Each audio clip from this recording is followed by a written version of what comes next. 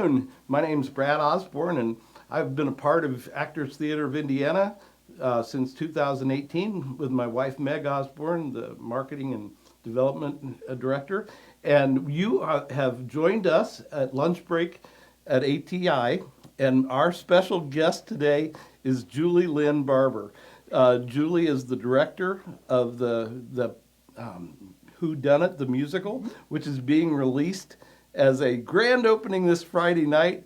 Welcome to Lunch Break with ATI. Thank you. I'm so glad you're here, and I know you've been working really hard to get it to the point that you're ready to see your baby born. Yep. Tell us, what's the last couple of weeks been like for you? Oh, it's so much fun. Yeah. So I first encountered this musical with another theater company, so the chance to get to do it again, I was very excited about, because it's funny on the page, and then you get in the room with everyone, and just each actor bringing their kind of brand of humor and moments. There are so many things to be looking at all the time, and it's really kind of an opportunity to do a lot of laughing. Oh, So fantastic! Well, yeah. isn't that truly what one of the purposes of theater would be? Yeah. I call it a love letter to kind of all of our old favorites. So it's got that sense of movie musical, and then also kind of traditional musical comedy, as well as though like sitcoms, especially kind of for me, like the 80s sitcoms, like Jessica Fletcher and Columbo, maybe is a little earlier. Love it. You know, the shtick of things you can get on the small screen, and then also the grand kind of melodrama, and listening to the radio comedies as I'm driving back and forth to Fort Wayne, listening to those old radio dramas with the spooky music and kind of the overtopness of it all, and it's just a lot of fun. Yeah. Fabulous. And so our team of actors, I mean, we have some really talented, tell us about some of the actors and some of the parts they'll play. Yes, well, we've got as our core couple of comedians, leading lady Carrie Innes is played by Judy Fitzgerald, and Cynthia Collins plays Liddy, her wacky maid. Okay. So they are the central pair, and then the butler at the house is John Vessels, who's all over these walls. Yeah. Absolutely. So I love any opportunity to work with John. Oh, he's incredible. Yep. And then as our young couple, as our Fred and Ginger, Mickey Rooney, Judy Garland couple, we've got Logan.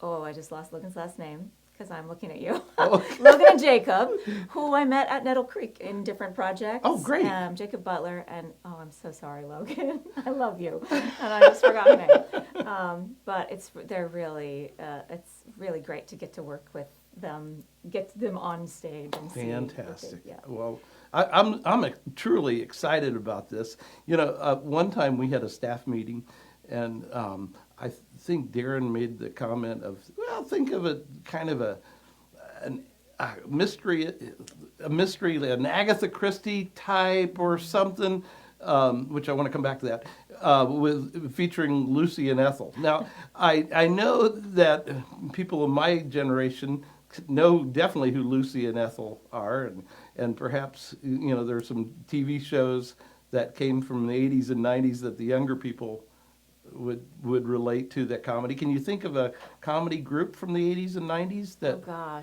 that might be similar to what you have? Well, I mean, something that keeps coming to mind, I don't know if it's from the 80s or 90s. 90s, I didn't have a television, but so the Three's Company craziness terrific. Of physical comedy and kind of the caricatureness of the landlord and his wife, gosh. That kind of stuff, and kind of the familiarness of, to me, it's when you come home for the holidays from college and you're just flipping through channels as you're kind of drifting off, and it might be Nosferatu for a minute, and then you've got Fred and Ginger, and then you've got, one of those old, see here, gangster movies, in the black and white. Oh, fantastic. Well, you know, I have seen some of the video clips that Katie Beckles had done, and to see some of the rehearsal behavior, I mean, it was fantastic. You could put yourself in front of the small screen. But speaking of this, the concept of what you're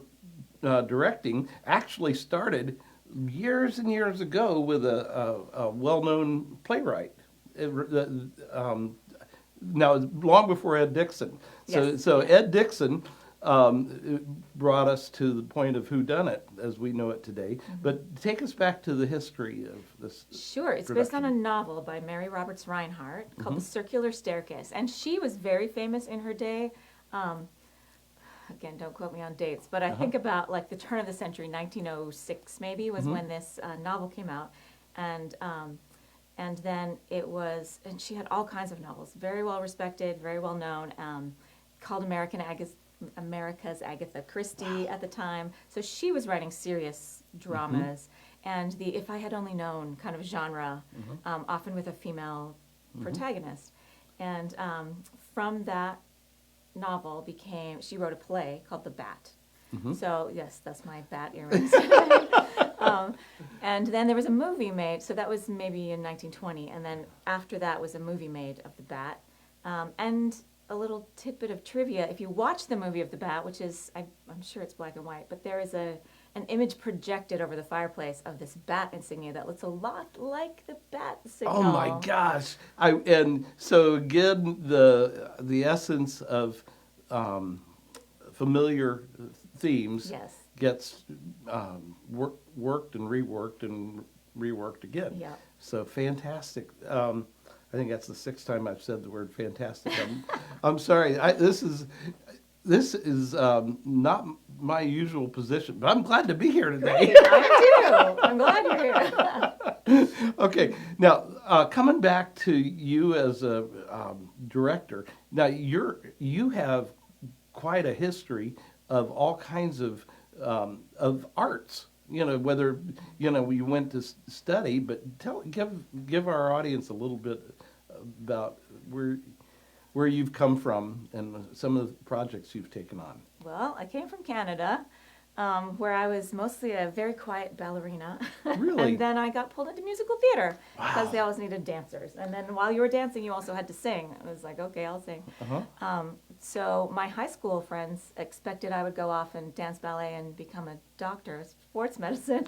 Really? But I got pulled into the musical theater world, so I came to Southern Illinois to do a master's degree in music theater and opera. So I did my undergrad in British Columbia with voice as a principal instrument and started working professionally in Canada first in 1991 as Rapunzel in Into the Woods with Dennis Garnham, a great director in Canada. And then I just never looked back. So then right out of my master's, then I was doing summer stock, and then we moved to Portland and worked in Portland. And then came back here after 9/11. Actually, really, we kind of had to look at family and focus, and I was playing the back half of a dancing cow, and I thought, is this how I want to be spending my... It was with Andy Blankenbuehler choreographing, and Kate Schindel was the front half, so it was a lovely gig. Yes, the cow had rhythm. But also it was, maybe we want to settle down a bit. So we came back to be near Darren's parents in Indiana, and then just found that there's a thriving arts community here too, and just kind of picked it up again and said, oh, we're still theater people. Now we're in Indiana. Yeah. Okay, welcome. When you mentioned Canada, I automatically expect anybody that's theatrical in Canada is going to end up on the Hallmark Channel. Oh, yeah.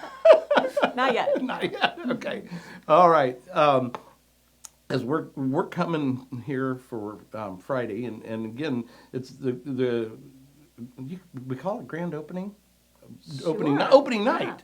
Yes. Opening night. I think this is the equity premiere in Indiana of this. Really? Of this production. Yes. Well, that's wonderful. And an advantage to it being little known is many people don't know how it ends. So you can come and actually look at our clues that we've planted and be fooled by our red herrings that we've planted and try and figure it out for yourself. We have had some fun ones like that here at ATI, but I'm really excited about this.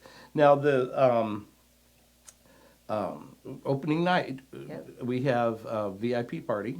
So if you would like to join us at opening night, we'd love to have you come and see us over at Hotel Carmichael for our VIP party at the Vivant.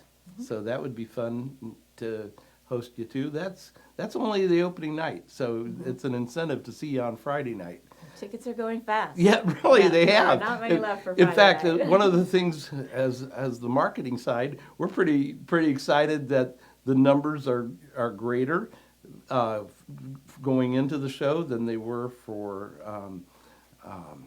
She Loves Me, which was greater than the first one of Ring of Fire? Ring of Fire. Yeah, which were both fabulous. They were, Yeah, yeah. well, I guess that propels. Yeah, so we're pretty excited about Carmel's acceptance of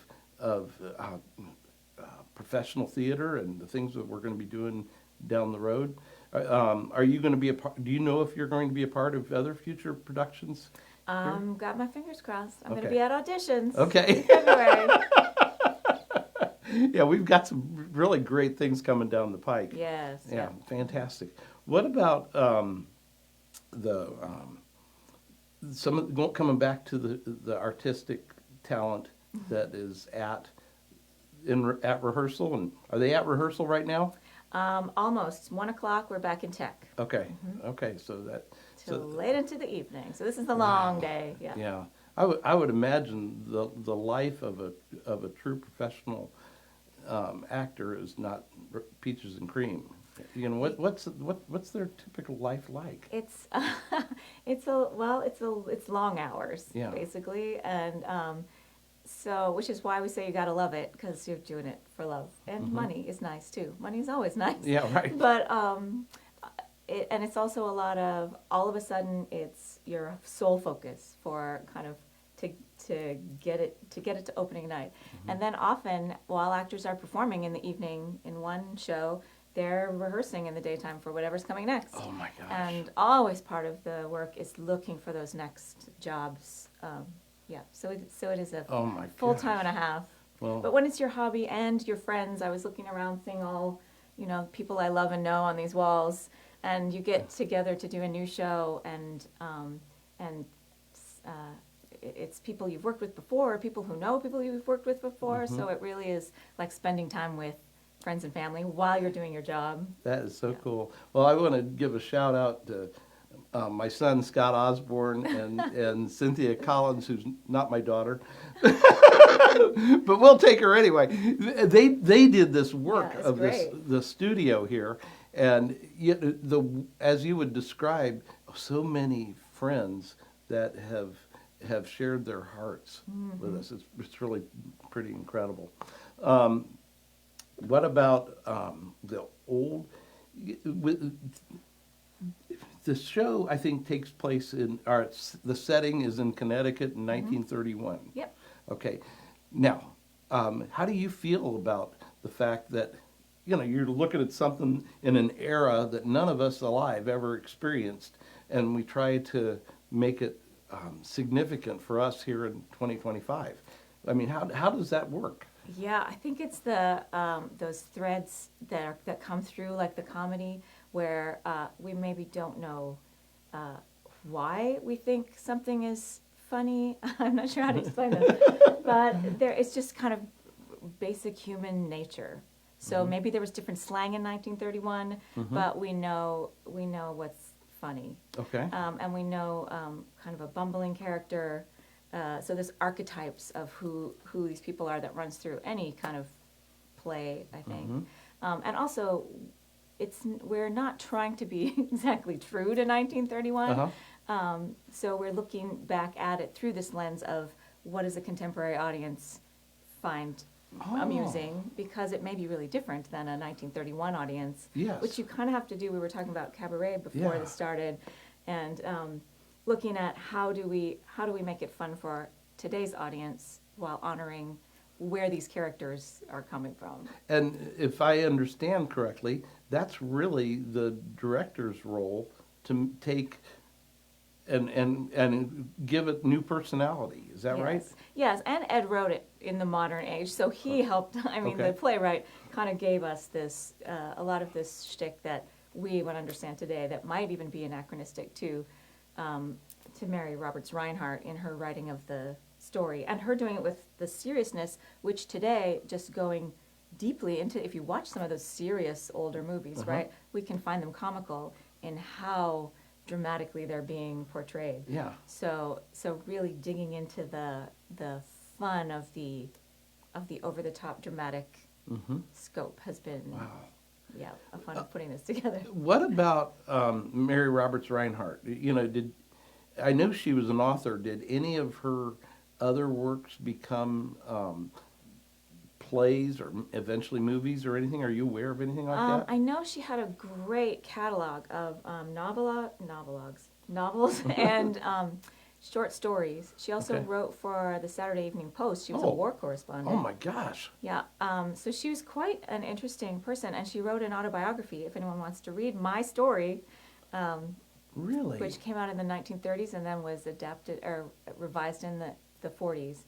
She also was one of the first women to speak publicly about breast cancer I awareness. did read that. And In a time when that was not discussed. So she really was kind of this forward-thinking woman kind of ahead of her time, which I think is reflected in our lead character. So, Wow. so there really is a female-centeredness to kind of this detective story, where often you'd be looking to, we've got Columbo and Maxwell Smart and Bogart and kind of those classic detectives, and we've got someone like that in here, but really Carrie is kind of the center of the story. Wow. Yeah. That's great. Well, when you mentioned those male characters that we knew in the 60s, 70s, and 80s, you know, it came back to, I wish we had more of Mrs. Columbo. Mrs. Columbo. That was when I turned the TV on. It was going to be 8 o'clock on Thursday nights for Mrs. Columbo, and so anyway, what else would you like to share about what we have in front of us? Oh my goodness! I just want people to come and sit back and relax and be ready for a ride. I read in the program that we need to be prepared for some noises. Oh yes, Okay. yes. So everybody's got a gun. Okay. So and it is a murder mystery. So Okay. there are some murders. Okay. And then you got to figure out who did it. Okay. So there are gunshots. There's lots of thunder and lightning. You got to have a dark and stormy night. Yeah, right? It's that's a movie right. musical. We've got a lovely, sweeping manor house that may be a cottage, but is a little more expansive. It's like a mansion cottage. So Mhm. it's a great place to house this murder mystery. I was doing a little homework about the original staircase. What do you call The it? circular staircase? Mhm. Yeah, and it's a mansion that was in Northern Virginia. And I actually even Googled it and got Google directions, and I know it's only a 40-minute drive from my son Rob and his family. Excellent. So next time when we're out there in a couple weeks, we just might be taking a trip to see the original. Let's see what they call that mansion. Oh gosh. I don't know. This is more than I know about. Yeah. So anyway, we did see, and we also saw that it was a place where they had housed troops during the Civil War. I mean, just pretty amazing. And so we're going to take a little. Well, here's what years ago when my kids were young, we'd have Daddy doesn't know where he's going trips. Excellent. and we'd do something to lead to a chance that we were going to go an hour away in some direction without knowing where we're going, and have dinner, and then take the expressway home. And so Daddy doesn't know where he's going 2.0. Excellent. Now, With a literary tie-in. Yeah, that's right. Well, Julie Lynn, it has really been a pleasure to have this extra time. We get to visit periodically at our VIP parties, but to know you and to know what's going on behind the scenes, this really has been a treat for me. And I want to thank you for joining us at Lunch Break with ATI. I don't know if you've had a chance to sit down and actually have your lunch yet, but this has been created in a way that we wanted you to know a little bit more. We wanted you to know a lot more about what's going on in performing arts and Actors Theater of Indiana. It's always our hope to bring interesting people in, like Julie Lynn. Now, you may or may not know that she is a professor at at Purdue University, Fort Wayne. Would you share a little bit about that? Sure. I'm head of musical theater at Purdue University, Fort Wayne, where we have a relatively new BFA in musical theater. So we Oh, also terrific. have a BA in theater with multiple concentrations, and it's a small department with all undergrads. So it's a great opportunity for students to have a kind of nice little laboratory in a really beautiful city where there's lots of arts. Yeah, We've got ballet, it is a we've got wonderful symphony. surprise in Yes, Fort Wayne. we've got lots of, yeah. And it's not as far away as I used to be Yeah. in Kentucky.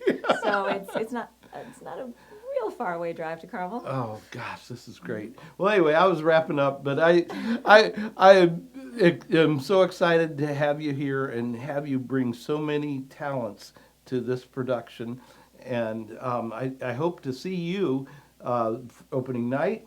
Maybe we'll get connected on one of the other evenings that we're going to have our show. The production that goes until February 16th. And I know it'll be a great time. So thank you again for joining us. Somebody here that really knows what they're doing will be sitting in this chair next Wednesday. Thanks for joining Lunch Break with ATI.